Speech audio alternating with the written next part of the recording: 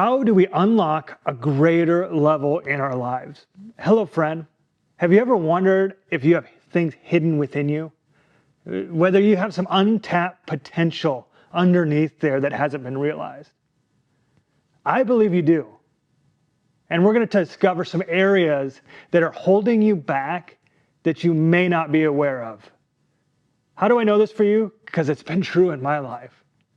In fact, I was thinking about elephants. I think we're all elephants. Very weird, huh? But elephants in the circus, have you ever watched them? They're these huge animals and they will just stand in place. And sometimes they have a little rope around their huge feet with a little pin in the ground that really is doing nothing, but they'll just stand there. How do they get elephants to do that? Well, when the elephants are little, babies and not as powerful, they drive that stake straight into the ground. And the elephant will pull and pull and pull till it has nothing left, but it doesn't budge. And years later, when it's strong enough to move it with ease, it doesn't even try. See, that's you and that's me. And recently I've discovered I've had doubts that I've just believed as being true that aren't. I just accepted them. Let's talk about them. Number one, people have probably spoken words to you that you've just accepted as who you are. Maybe that you aren't intelligent, or that you don't have what it takes, or something is flawed within you that makes you not able to go for the dream that you've always wanted to go for. That maybe there's something flawed on that little, when God was creating people, he just messed up with you. You know, I was thinking about this. I was thinking about my brother, and my brother was phenomenal at baseball. And he loved to watch baseball. He loved to play baseball. He was a great catcher. And he told his second grade teacher that I'm going to play professional baseball. Which the teacher quickly put him in place that was a foolish dream and he could never do it. I think adults have been jaded by life and they start telling children what they can or cannot do. And sometimes some of us have just believed that. But my friend, just because a person you respect said something about you doesn't make it true.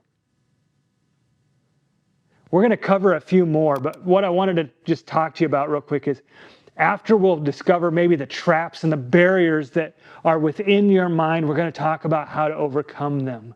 So please just stick with me through the end, and I know that you'll have some action steps you can put in place tomorrow. All right, let's dive into number 2. The familiar.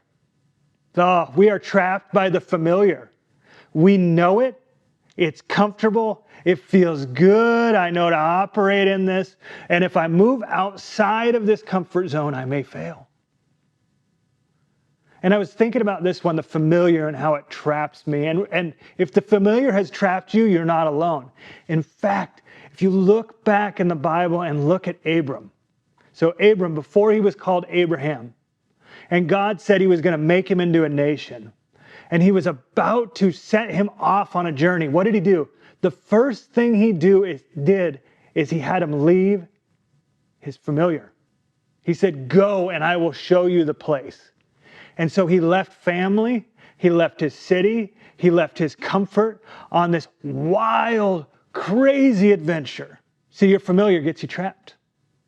You have routines, you have your comfortable things that make you feel good. But the great adventure of God, the first step he sends us off on, is in the unfamiliar and the unsteady ground. You know, why do we like movies? We like watching movies because there's that moment in time where is the hero going to make it? If you like Hallmark like my wife does, you know who they're going to end up with. The guy in the flannel and the girl. But even in that movie, there's this point in time where are they going to make it? Or is she going to go back to the big city? She always stays. But we need to break out of the familiar. It's when we break out of the familiar, we can sometimes see what we have just accepted as true. Number 3, we get bogged down by our doubts. See, your doubts aren't accurate. They're just a thinking pattern that you've accepted. And as I was thinking about this one, I was thinking about Gideon in the Bible. If you look when God's like, hey, Gideon, I have a mission for you. What does Gideon say? Who, me? I'm in the lowest clan and I'm the lowest of my lows, and wrong guy. And he was doubting so much, he like asked for a sign. And when God gave him the sign, he's like, can I have another sign? And then he got the other sign and he goes, okay, one more, God. You know, and we can do this. We can fall into this, that we've just accepted our doubts as fact. And our doubts and the familiar and what people have said all play off of each other to culminate into bars of a prison that we have accepted as reality, and we have accepted it as our limits. But it's not true. It's just not. All right, number 4, mental traps. I think you've accepted what you can or cannot do, instead of that you haven't done it yet. I know I have. Look, we're recording these videos. I'm doing something I feel God's calling me to do. And if I'm not careful, I can fall into the mental trap that I can't figure this out. Oh, I try. Have you been there? You know, there's been other times in my life, not with this channel, but in other areas where I've reached that point. It's like on every hero's journey where I don't know if I can do it. And then we shy back. Or the mental trap of, I tried that years ago and it didn't work. Or last time I went for reconciling that relationship, it didn't work. And see, we can accept these mental traps as fact. But our doubts and our mental hangups are just pathways that we've accepted. See, growth mindset, that we haven't figured it out yet, is crucial for every believer. Because God has authored our story and is writing it. It is not up to what we decide what our capability is.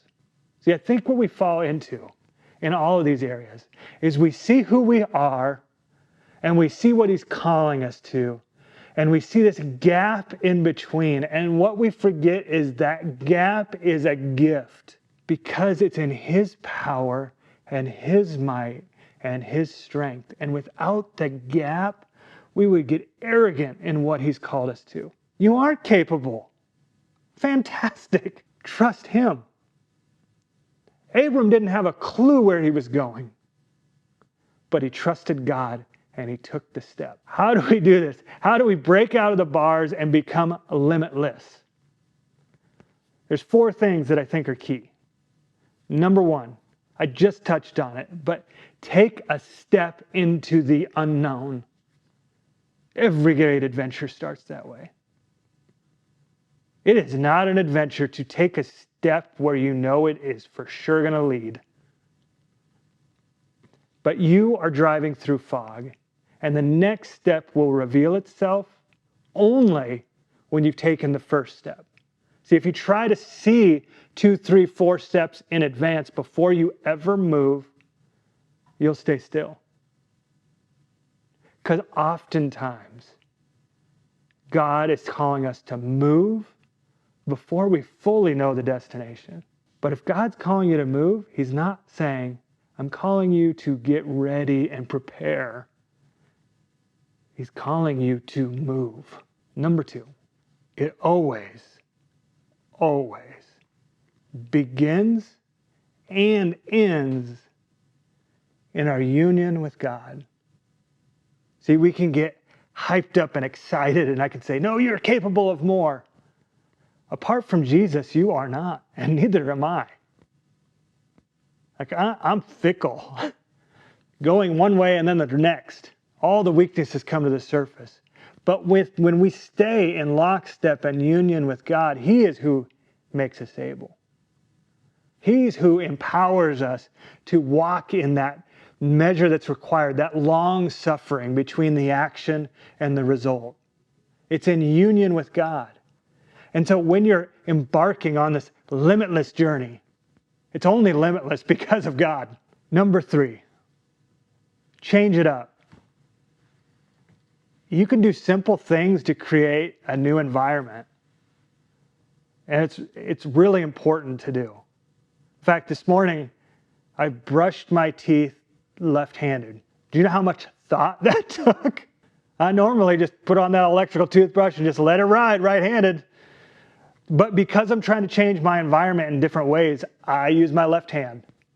And it reminded me of how uncomfortable the unfamiliar is, and that's why we avoid it. But how can you change the environment? Drive a different way to work. Listen to a different style of music. Read a type of book you normally wouldn't read.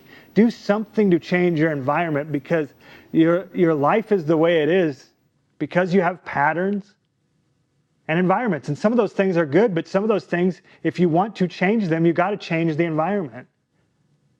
Meet with someone for coffee that you haven't met with before.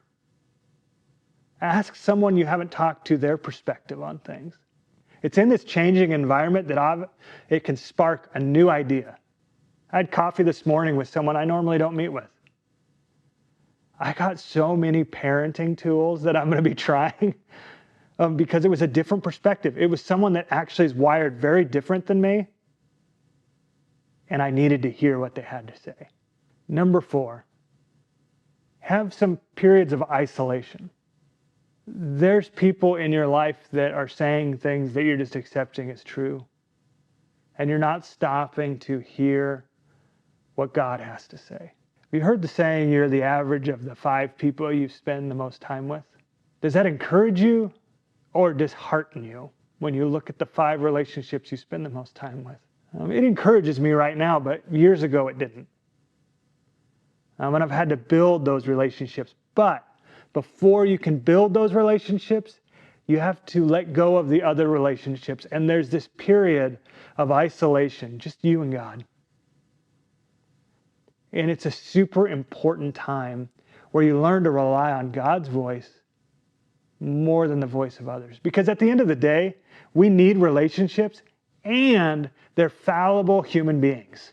And that isolation is required to both depend more on God than other people's voice, and that separation where there's a space where you have to have margin for new relationships to come in. But after that period of isolation, you need relationships. But not just any relationships.